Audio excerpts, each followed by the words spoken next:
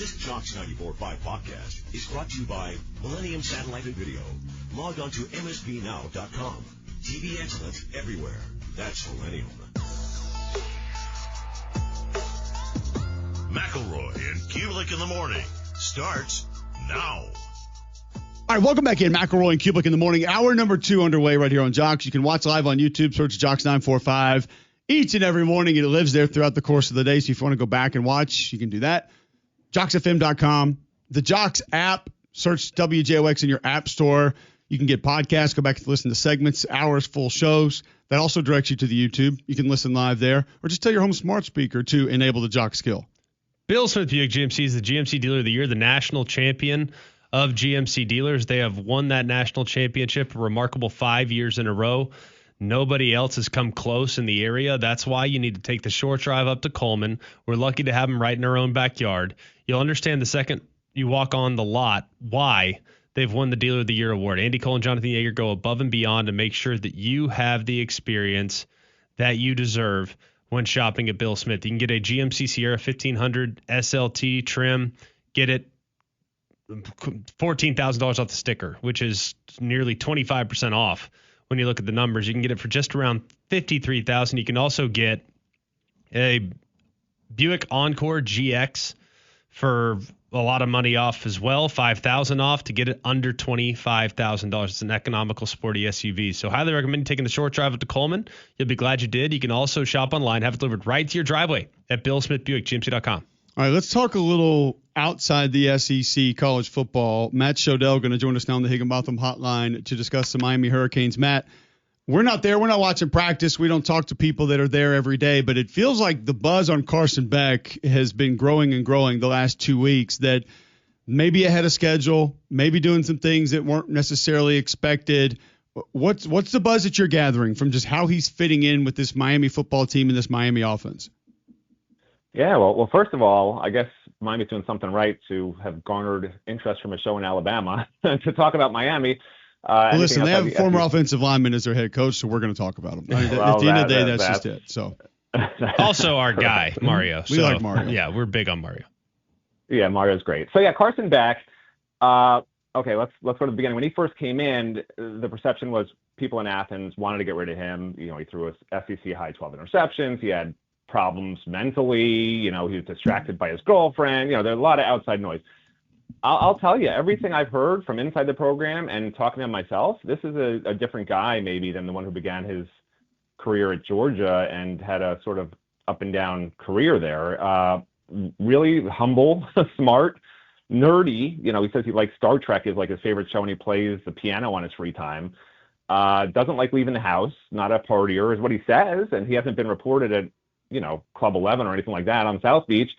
And his teammates like him, and he's constantly in the film room. And then you see him on the field this fall because he missed the spring off that UCL mesh surgery, which went very well. And he's 100%. I mean, he's an NFL first-round talent quarterback. And the only question regarding him is whether he's going to have the same problems he had at Georgia last year, not the year before, but last year, where Miami's receivers are a question mark, right? And the Georgia receivers, I think, dropped the most yardage in Power 4 football.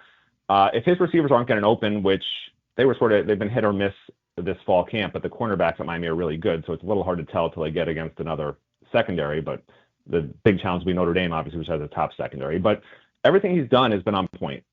He's looked great. Accuracy, arm strength, everything's back. He looks elite. I think a lot of people forget what he was 2 years ago. And understandably, I can get why it becomes sometimes convoluted when evaluating these guys. But the guy played at a really high level last year. And frankly, his offensive line let him down, his wide receivers let him down, and he was a bit of a scapegoat, which I think is a little unfair. Now, though, with the new lease on life, I expect him to be really good. I think the offensive line will be really good. My biggest question remains the receivers. And knowing who they play week one, how ready those receivers better be to play against super physical man cover corners. Are they capable at wide receiver of taking this offense to the next level?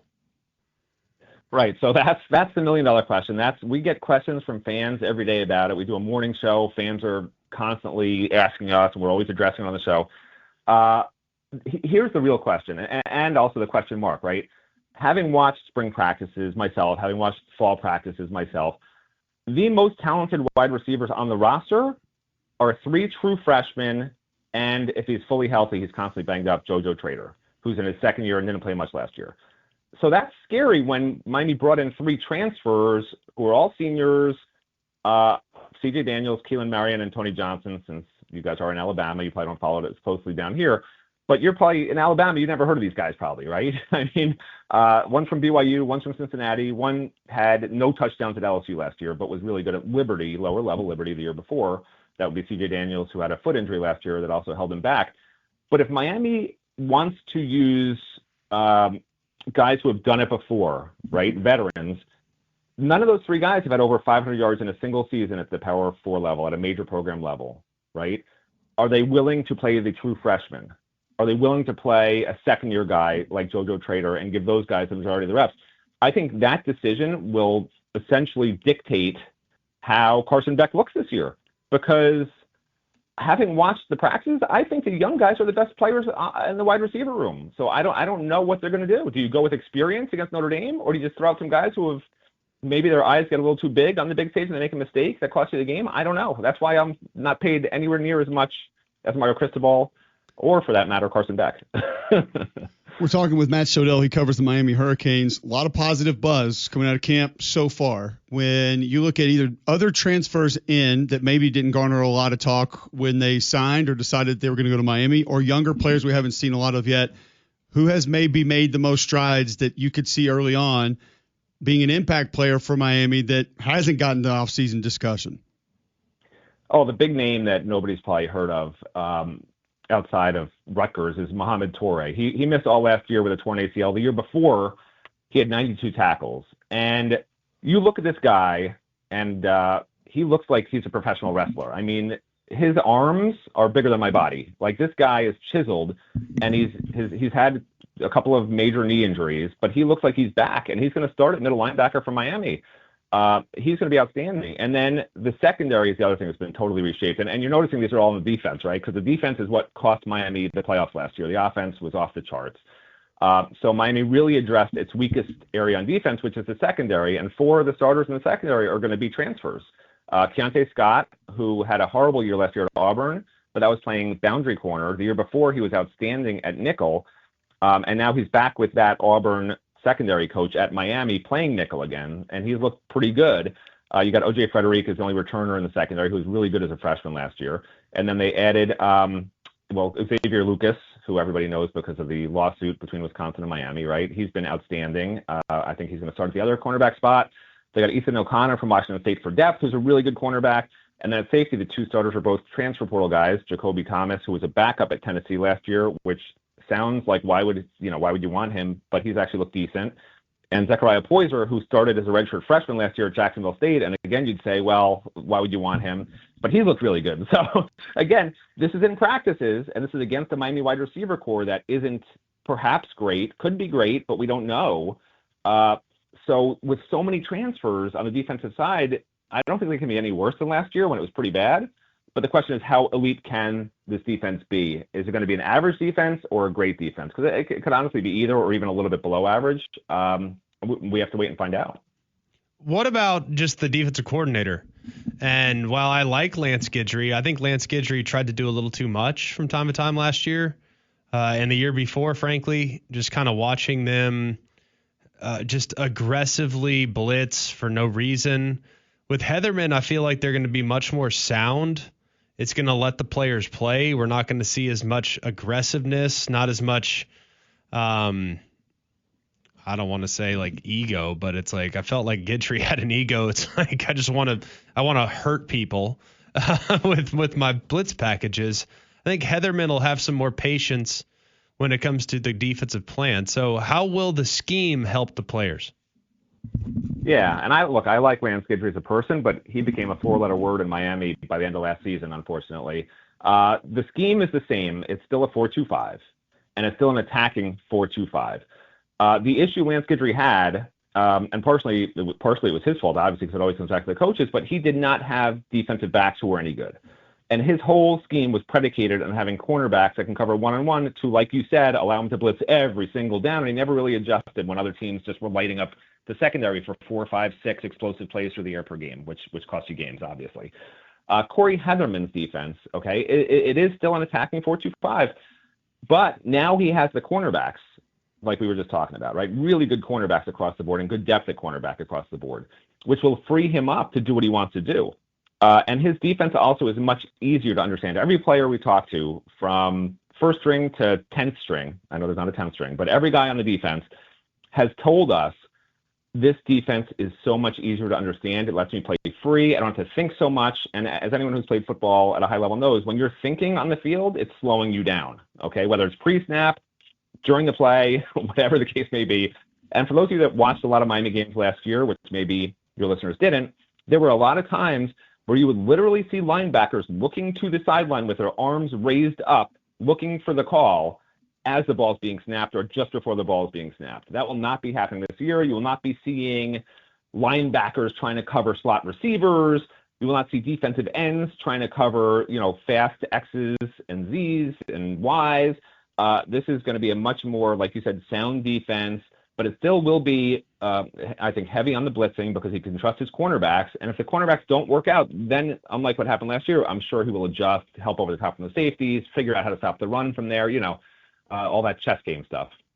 We're visiting with Matt Shodell. He covers the Miami Hurricanes. And you mentioned last year, Matt. I want to ask you about a guy that was there last year, not going to be there this year since we are in the state of Alabama.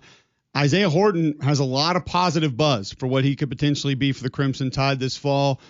What would you say to Alabama fans that they should expect to get from this young man that has played for the Hurricanes? First of all, Miami tried desperately to keep Isaiah Horton. I mean, they threw everything at him that they could to try and entice him to stay. I mean, they were desperate to get him to stay because they viewed him as a future star. Now that he's at Alabama, I'm sure he's going to be terrible, right? Isn't that what happens, right? You go to a different program, you're terrible, or that's when what you Miami leave your say. program, you're not good. That's just how it goes. Miami fans say he's no good anymore. No, Isaiah Horton's an outstanding talent. Tall, rangy, great hands, makes tough catches, athletic. He's one of these big physical NFL level receivers. At Miami, he was special, and they certainly could have used him at Miami this year. And you guys got a good one. What about Jaden Harris and Josh Horton, safety D linemen that have both ended up at Georgia? Would you anticipate them being real players for Kirby Smart? All right, let's start with Josh Horton. Josh is an incredible athletic talent. Incredible, okay? Quick, big, strong, like everything you want, all those NFL intangibles you want in defensive tackle. He always had injury problems at Miami, right? And he just never sort of has found his way. If he can be injury-free, if he can be back to what he was, then yeah, he can be an impact player. Jaden Harris is one of the fastest flat-out speed guys you'll ever see at safety. But for some reason at Miami last year, he played like he was at half speed, took bad angles, could not track the ball well in the air, struggled in run support, had all kinds of problems. Just to be honest, like Miami fans aren't like touting over either of them like they are over Isaiah Horton, that's for sure. Gotcha. Matt, great stuff, man. Good updates on the Hurricanes and some players that are leaving the Hurricanes. It sounds like a lot of positive vibes from Mario Cristobal's team right now. We appreciate you sharing those with us and hope to catch up with you soon. Sure thing. Anytime. There you go. Matt Shodell joining us on the Higginbotham Hotline, talking to Miami Hurricanes. So he referenced that secondary multiple times, GMAC. And so you address that. You go to Arizona and get Emmanuel Carnley to play corner. You go to Jacksonville State. You get Zachariah Poyser to come in and potentially play some safety. You go to Michigan State. You get Charles Brantley to potentially come in and play some corner. They addressed the bodies at least out of the portal. Now, I don't know if Xavier Lucas is going to come in and be a lockdown corner for him from Wisconsin, and he can sort of be that guy. But they have at least gone out and gotten the bodies of which it sounded like Matt telling us we're not capable enough last year, and the defense will alter some to potentially help. So if that portion gets repaired defensively and it's not as egregious by nature and how it's called this year, can that defense take a couple of big steps, take a few leaps? Yes, because if you look at what they have up front, they have guys that can crush you. I mean, Reuben Bain is a guy that was a little banged up last year. He's a good player. But he can go off the edge defensively. So if they have some guys that can create their own shot, there's no need to get too deep in the weeds with your blitz packages. Just rush 4, cover down on the back end, and see if Bain can get home. And they have more than just him, by the way. They got a couple guys on the interior and a couple guys on the exterior that are also solid from a depth standpoint. So I think Miami is a playoff team. I really do. I think they're that good. I would not at all be surprised if they beat Notre Dame week 1. I think that's a toss-up game. And I think if Carson Beck can return to becoming the Carson Beck that he was last year, they're going to be in a great spot to make a move. I really believe that. All right, that's a little bit of a Miami Hurricanes outside of the SEC update. We'll give you some more updates around the SEC and get back to our conversation we were having last hour of how many teams possibly could end up in the SEC Championship game. That's next right here on Jocks. Go inside Jocks 94.5 on Jocks TV. Morning Jocks, Mac and Cube, and 3-Man Front video simulcasts are presented by Bill Smith Buick GMC and Game Day Men's Health. Watch on the Jocks mobile app and YouTube by searching Jocks 94.5 TV. All right, welcome back in. McElroy and Cubelic in the morning.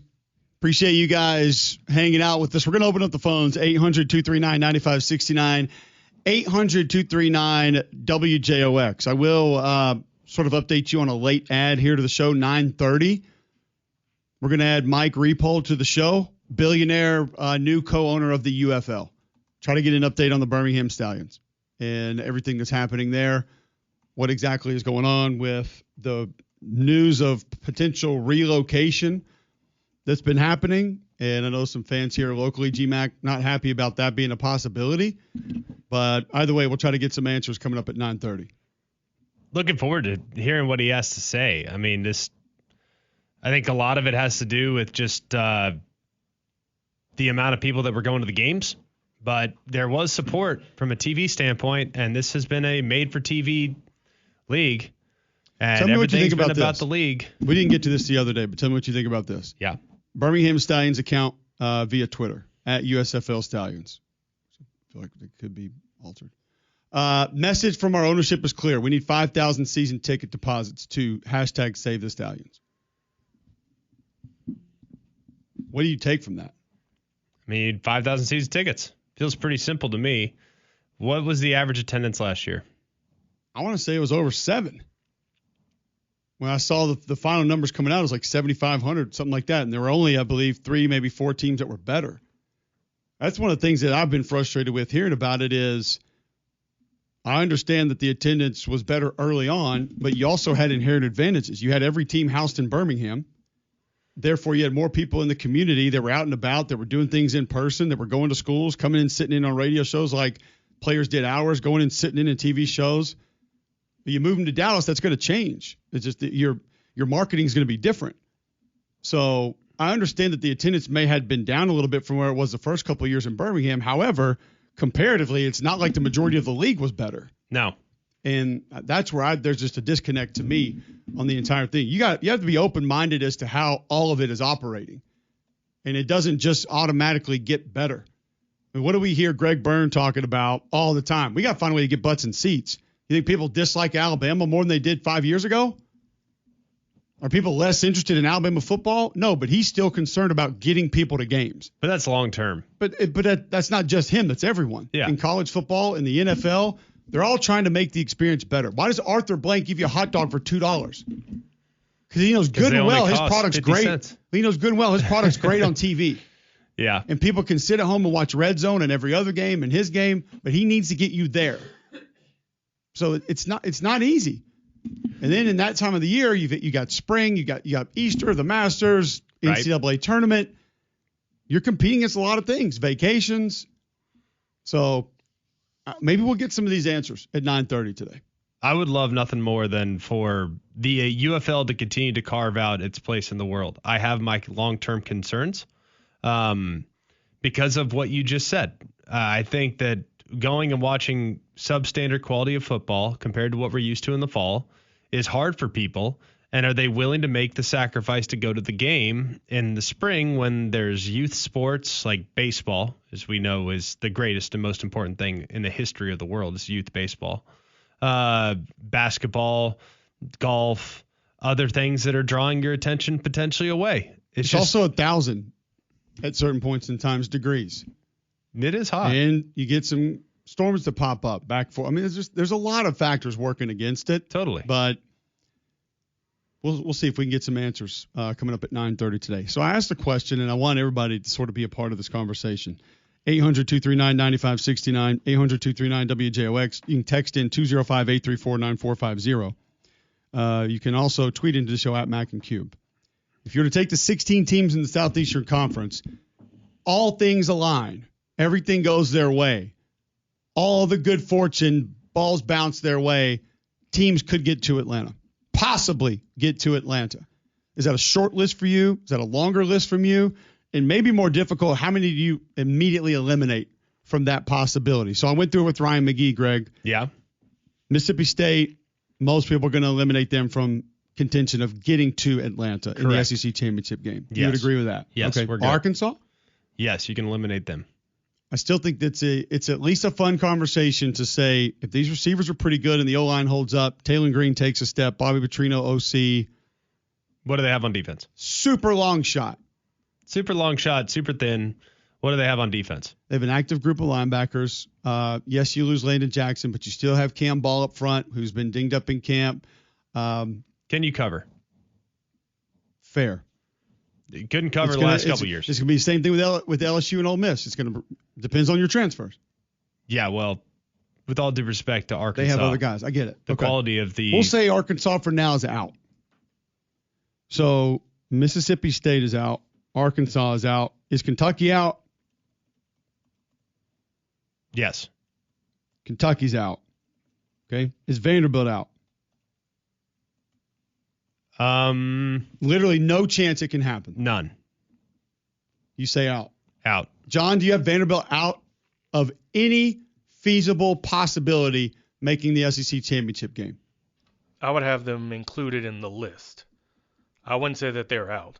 There is a conceivable possibility that, yeah, they can be one of the two best teams, yes. It's kind of hard for me to say that there's no shot. I realize it is a mega long shot. It is way out there.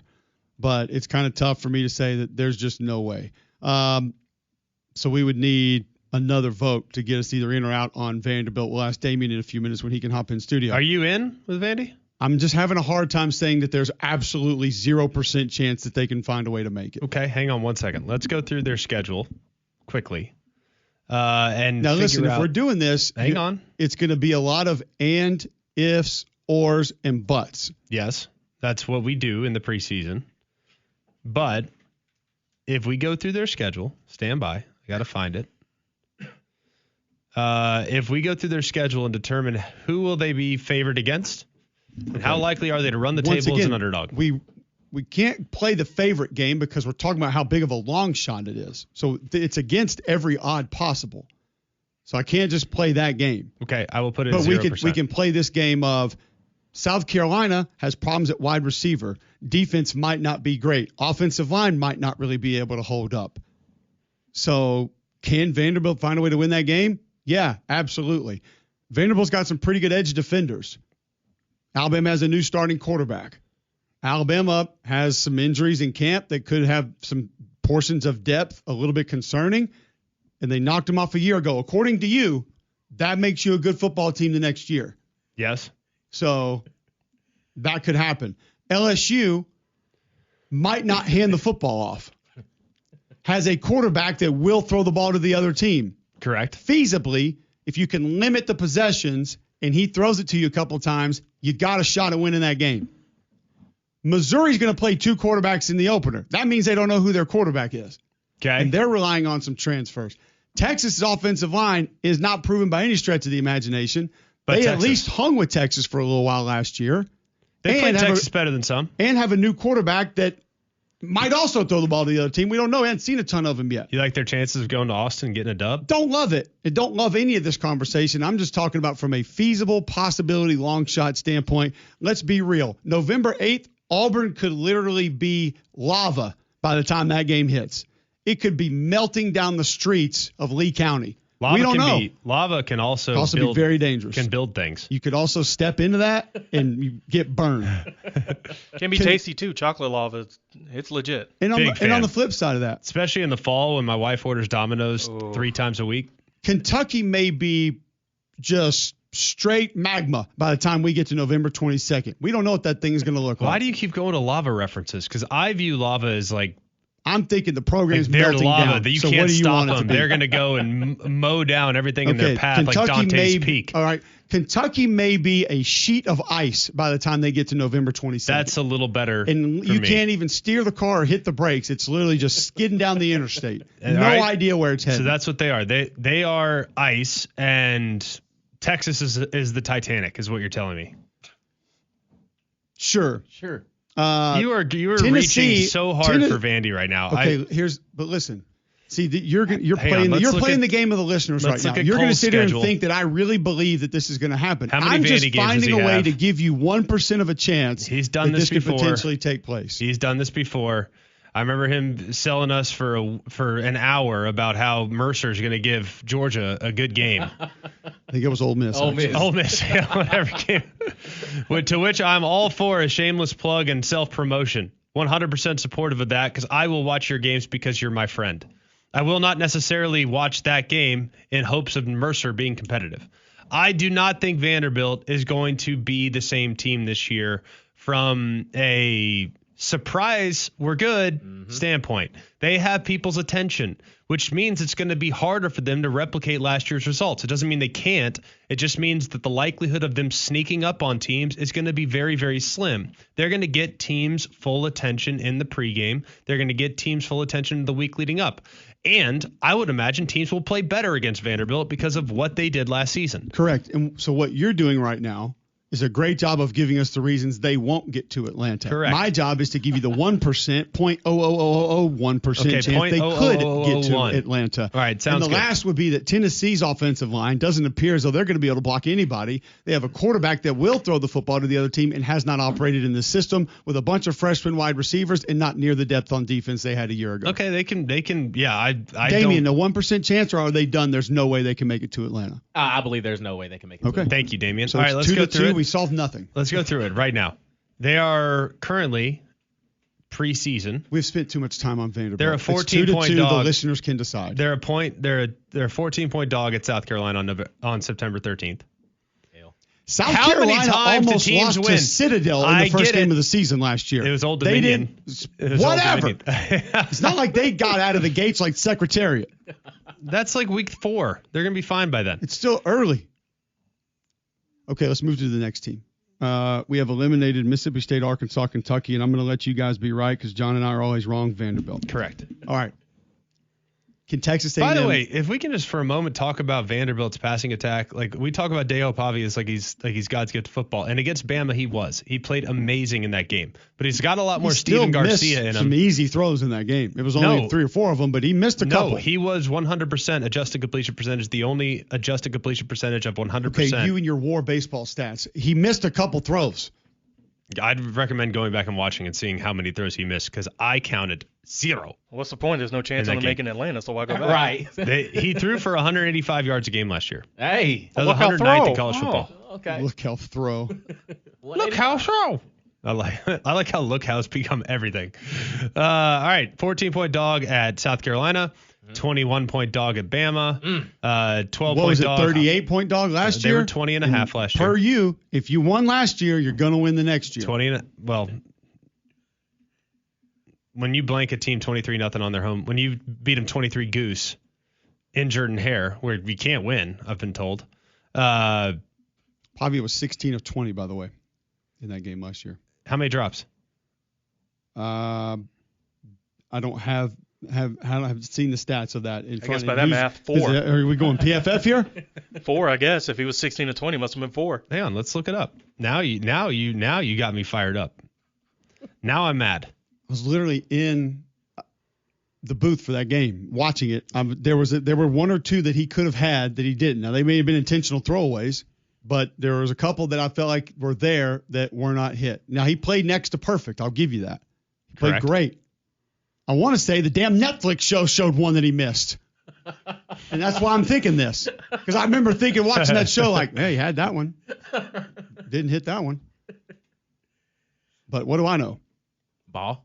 Can Missouri make the SEC championship game? Yes. Okay. There's a chance. Damien? Yes. Slight chance. Yeah. John? I'm a no on them. Wow. Just quarterback? Catchable ball percentage from Diego Pavia. What in the world is that? That is PFF's missed tackle rate. Catchable pass attempted rate, 100%. Okay. Just saying. I love the person judging that as like putting Randy Moss on the other side of it. Like Calvin Johnson could have caught it, so it's catchable. Well, considering Stretch Armstrong on the other side of it, there were a couple receiving end of these games, passes. Considering there were a couple games, Inspector Gadget was there easily against South Carolina, 55%, against LSU, 58%, against Tennessee, 53%. Like there were some that were very human. Texas, 55%. Tennessee rocked them last year. Rocked them. Okay, can Oklahoma make the SEC championship game? Yes. Did we definitively said Kentucky is a no? Correct. Oh, yeah. Okay. Alabama can. Yes. We would agree. Auburn, can they make Atlanta? Yes. Can they Yes. make the SEC championship game? Yes. Yes. Florida, Yes. Georgia, Yes. Absolutely. LSU. Yes. You guys say yes to Missouri. John says no. I would say there's absolutely a chance that they can. I like Missouri this year. Oklahoma, Yes. Ole Miss. Yes. No. Yes. There's no chance it works out and they find their way to Atlanta. I don't see them running the gauntlet this year because of what they have coming back on defense. I think in order to make the SEC title game, you got to be 6-2 in conference. Okay. I have a hard time envisioning them being 6-2 in conference. Now, I don't know where you see it. There'll be a heavy dog against Oklahoma or against Georgia on the road. There'll be a dog more than likely at Oklahoma on the 25th. Hold on a second. They beat Georgia last year, so that means they're automatically winning this game. Home and away, a little different. You know that. LSU beat them last year, so they're going to beat them again, obviously. Oh, that means Kentucky. And I feel like Ole Miss is due to lose one that you probably wouldn't expect them to lose. I don't think it's at Kentucky. Maybe it is. I don't know. I hope not. Is it against Arkansas at home? I have a hard time seeing that. Is it South Carolina at home? Is it Florida at home? Like I don't see them running the table. There are a couple of, I hate trap game, but there are a couple of you better be awake games for Ole Miss early in the season. Kentucky is one, Arkansas is one, and then Tulane is one. Because if you try to sleepwalk through that game and you're a little dinged up after playing 2 SEC games, and you try to go cruise control in that game, Buckle just up. be careful. I agree. It's not a team that's going to allow you to do that. Gave them fits a couple years ago. Doesn't impact their SEC championship. But run, like but I do, get if what you you're lose saying. that game mentally, emotionally, where's your team? It's kind of like where LSU's been the last few years. You're trying to fight your way out of the corner early in a match. It's a lot more difficult than to be out there ahead of the pack. So with that schedule, it does look like it's going to be very difficult. I didn't think I was going to be the one doing this today. I mean, what if Austin Simmons is Tua? And I think stays Austin healthy? Simmons can be Like, amazing. I think they're going to score. I just think they're going to defense. They're going to struggle on defense. The D line's not going to be close to last year. It just isn't. It's not going to be anywhere near what it was last year. I find it hard to imagine that they can potentially get there. But some of the games that we think they're going to lose, can they outscore those teams? Like, I think they can outscore Kentucky and Arkansas, so we can move past those. They can probably outscore South Carolina. They can outscore Florida. So that just brings you to Oklahoma and Georgia. And if they get 2 shootouts with those teams, like, you're in them. So maybe you get a turnover here or there. I can't rule them completely out. I don't feel near as good about it as I did last year, but I wouldn't say it's a 0% chance. Part of my problem is if you didn't do it last year, how you gonna do it again? How you gonna do it this year? That's a real concern, and It should be a conversation point. Not saying they can't. Just saying I have a hard time thinking that if you can't do it last year, you're gonna have a hard time doing it this year. And I get that. And I think part of my thought process in this practice is you have to look at all the other teams as to will they be where they were last year and who's going to end up going backwards, because we don't know. And that's what makes it intriguing as far as how many teams have a chance to end up in Atlanta. We'll finish this practice next on Jocks. The capital of the sports talk nation. This is Jocks 94.5 and JocksFM.com. Birmingham. All right, welcome back in. McElroy Cubelic in the morning. Appreciate you guys tuning in. Alex Page tweets into the show, at Mac and Q, which quarterback will give Missouri a chance to make it to Atlanta? The one wearing 21, Horn, or 9, Pribula? We don't know. I do know that Eli Drinkwitz is going to play both in the first game. And Does that stress Horn, you out? The only thing that doesn't is, if you recall, he did this with Sam Horn and Brady Cook in 23 when it was very apparent that Brady Cook was going to be the guy. So I don't know if this is his way of kind of pushing the competition or getting both ready. Now, it easily could be we don't know who our guy is, and we got a problem on our hands. We don't know that, though. And we won't know that until we see him play a little bit. We probably won't know that until, 3-4 weeks into the season? By the way, a game that is getting no discussion that is going to be a massive football game this year for multiple reasons that we probably need to be paying attention to is week 2, Kansas at Fro Field. Now, number one, people in this part of the country don't understand the hatred of that rivalry. That's a big one. That is real. Yes. That is, I don't know what they call it. I don't know what trinket they play for or used to play for, and they're bringing it back. Like if there's like some peace pipe or, railroad tie or something that they play for, whatever it is. But those folks don't like each other. That's a huge game for them. But also, Kansas, one of those teams that easily could extend in the Big 12, and Missouri, a team that could be better than people think in the SEC. So, and if they get that one, you would have to imagine they're going to start 3-0. They're going to get South Carolina at home 3-0, which you get that one. You're going to be 4-0 with the week off before you get Alabama at home. 4-0, you could potentially be 5-0 with an off week before you get Alabama at home. Then you get Auburn and Vandy. So there's a lot of things on that game week 2, and that's kind of where they were with that Kansas State game last year, and ended up helping them get off to that great start. We'll see. I bet he wants to have it figured out for that one, though. I bet he don't want to play 2 in that game. No, that would be a mistake. I think this Kansas team is going to be really solid. I think they're going to be fun to watch. I think they're going to be electric at quarterback. I think they got some weapons. This team at Kansas, they got to replace the running back. They got to replace a couple of pieces along the defensive line. Like, if you look at Kansas, though, that's not a team you want to mess around with. And one thing that worked against Kansas last year is that they did not play a single game in their home stadium because it was under renovation. Right. So they had to go to Kansas City. They had to go play at, the dang park down the street. Like, you name it, where they had to go. Soccer stadiums, you name it. Like, the team was just disheveled a little bit last year. And when you, as a player, know this, and I think Bama baseball went through this a couple of years ago when they were upgrading the Joe, like when you have to come play in Hoover and it disrupts kind of the rhythm of your approach and you kind of lose the home field and it feels odd, that can have an impact on how the team performs.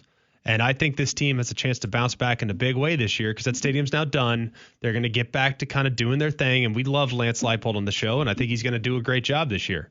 Jalen Daniels got to stay healthy. Jalen Daniels got to stay healthy. Correct. Yes. Like, if he doesn't stay healthy, we got problems.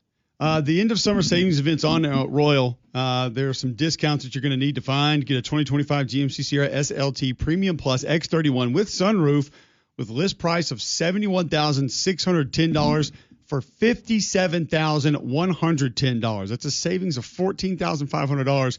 Have you seen the 2025 Buick Encore GX Sport Touring SUV?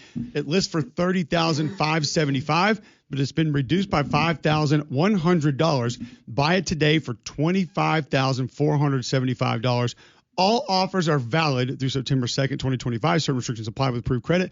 Save money. Upgrade your ride at Royal Buick GMC, home of the $75 dock fee. Royal Buick GMC at the corner of I-65 Highway 31 of Vestavia. Remember, for every ride, there's Royal. They play for the Lamar Hunt Trophy.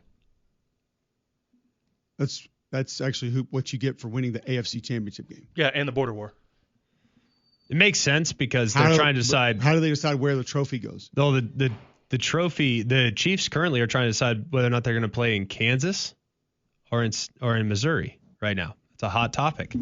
Beginning with the 2007 Does game. Does the AFC champion get the game, or the winner of the college rivalry game get the game? I think the winner of the college rivalry game gets a free ticket to the AFC Championship game will face the Chiefs. They started this in 2007 when they played in Arrowhead. The winner receives, there's another trophy they get, the Indian War Drum. That's the first trinket that they get. But also they get the Lamar Hunt Trophy in honor of the late Chiefs owner who envisioned bringing the Border War to Arrowhead. Wikipedia knows this should not be confused with the Lamar Hunt Trophy, which is presented to the AFC champions. But it is confused because you call it the exact same thing. Pretty much, yes. Right. So Yes. Yeah. You can't say not to be confused when you say Alabama football and Alabama football. We're pretty much going to think that's Alabama football. More or less. Yeah. So they play for 2 trinkets. GMC Sierra and GMC Sierra. Not to be confused with the GMC Sierra. No, it's the GMC Sierra. You can't just call it the Lamar Hunt Trophy. Call it the Lamar Hunt Rivalry Trophy or the Lamar Hunt College Trophy, Yeah. the Lamar Hunt Border War Trophy, but don't call it the exact same thing and tell us not to be confused about it because it's the exact same name. How many times have they played since they introduced that trophy in 07? Seriously, this will be the second time? Third time? That's the one thing that I do hate is when we have these trinkets and they play once every 14 years. We've had this trophy since the 80s. You've won it twice. You've played twice. Good for you. Congratulations. Is it better than the shillelagh? No. We do need to rank our trinkets going into the season. The jeweled one or the regular one? The jeweled one. The jeweled one. Yeah. They've played for the Lamar Hunt Trophy 5 times. Okay. Where is it right now? Outside of Kansas City. It'll be in Missouri. They've won 3 of the last 5. Okay. Well, it would be who've won the last one, though. They won the last one? Yeah. Okay. So a lot on the line there. A drum. Patrick Mahomes' trophy. A Lamar That Hunt Taylor trophy. Swift apparently held at some point. So there's some value in that game. Week 2. We're going to add some extra value here on the show. We do it each and every day. We tell you about really and truly something that financially is going to be able to help you out. It's our friend and wealth advisor, Tad Hill, your trusted retirement planning partner. Tad, the co-host of the Retire with Freedom radio and TV shows in Birmingham and Huntsville, also designated by Forbes as the #1 financial security professional in the state of Alabama multiple years running. Tad, what do you have for us today? There are 2 very specific retirement planning challenges that most people are going to have these days. And that is, when do you take Social Security? When is the right time for you to do it, your spouse to do it? And also, do you have a pension decision to make? Now, not everybody has a pension decision to make, but if you do, and you're trying to decide, do I take the annuity? Do I take the lump sum? If I'm going to take the annuity, do I do 100% spousal, 50, 0%? And then just the whole decision around how do I make sure that these sources of income are augmenting my retirement the way I need them to. And then we've got to figure out how to take your savings and turn that into the income that you need to add to those other sources. We can help you figure these things out. I would encourage you to come to a course or come in for a visit. The way to do that is to text JOCKS at 205-988-0006. That's 205-988-0006. This is a paid placement. Investment advisory services are made available through AE Wealth Management. For more information about Forbes rankings, visit Forbes.com. Go inside Jocks 94.5 on Jocks TV. Morning Jocks, Mac and Cube, 3-man front video simulcasts are presented by Bill Smith Buick GMC and Game Day Men's Health. Watch on the Jocks mobile app and YouTube by searching Jocks 94.5 TV. All right, welcome back in. McElroy and Cubelic in the morning. How many teams can make the SEC Championship game? Just feasibly, possibly out there, long shot chance. Any chance to end up in Atlanta? We have removed Mississippi State, Arkansas, Kentucky, and Vanderbilt. So that's 4. So we're at 12 teams right now that have a shot. We'll continue working our way through. Greg says no to Ole Miss. John, you're a yes or a no to Ole Miss? Having any shot to be able to make it to Atlanta? No. Damien's a yes? Yes. I'm a yes also, but I'm going to lean no when we're tied, just for sake of this discussion. So Ole Miss is also going to be there. That's 5 teams then now that cannot. South Carolina. Yes. Yeah, they can. I say no. 0 shot. Dude, I mean, like, I'm trying to be realistic here. Like, we're talking stars aligning. Yeah, if stars align, sure. That's what we're saying here. The whole I know, but I struggle with the stars align principle as we get closer to the season. There's just Maybe so I should have many prevented questions. it. Maybe I should have presented this way. If I set the over-under at 10, teams that could feasibly make the SEC championship game, which way are you going? Because we're at 5, and then if you just gave us South Carolina, that would be 6. And we haven't talked about Tennessee. We haven't talked about A&M. Like, I think We haven't South talked about Carolina might Texas. have a better chance than Tennessee.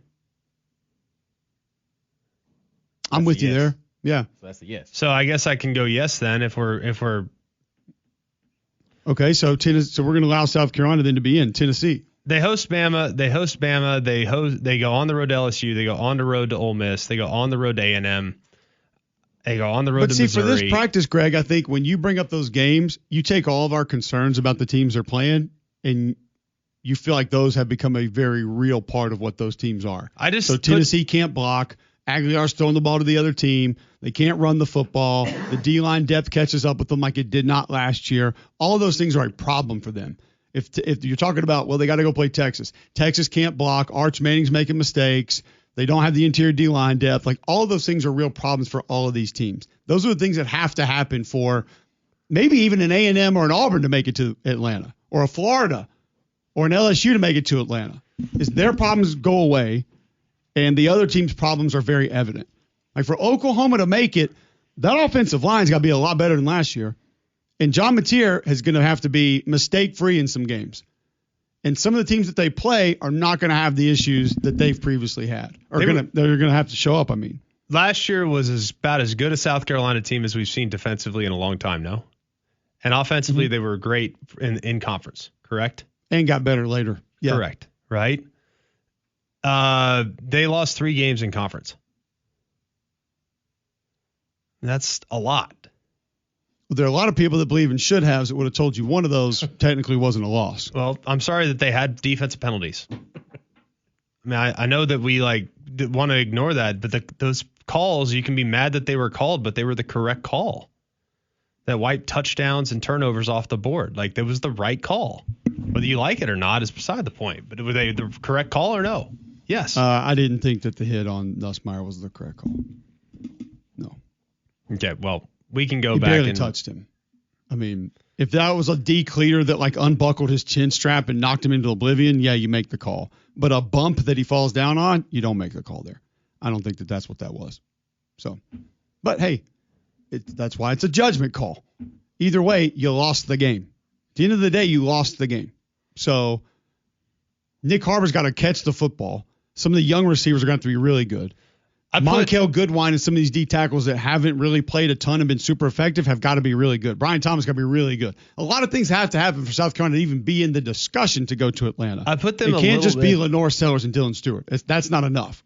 I put them a little bit. I put them a little bit in the category of Vanderbilt. I think they're better than Vanderbilt, but I put them a little bit in that category. Last year, I think they kind of snuck up on some people.